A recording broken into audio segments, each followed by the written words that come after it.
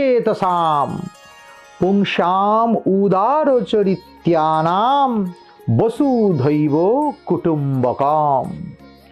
ভারী সুন্দর করে শাস্ত্র বলছেন, এ আমার বন্ধু, ও আমার শত্রু, এই রকম করে যারা আপন পর ভেদ করে, বন্ধু শত্রু ভেদ করে, তারা লঘুচেতসা, সামান্য লোক। তাদের বুদ্ধি বিবেচনা কোনো কিছুরই গভীরতা নেই। কিন্তু উদারচিত্ত ব্যক্তি সেই যে মনে করে বসুধৈব কুটুম্বকম, সারা পৃথিবীটাই আমার কুটুম্ব, সারা পৃথিবীটাই আমার আপন। এই বোধের দ্বারা, এই চিন্তার দ্বারা নিজেকে তৈরি করুন, গঠন করুন। কেউ পর নয়, জগৎ তোমার। মা বলছেন পর বলে কাউকে ভাবা চলবে না।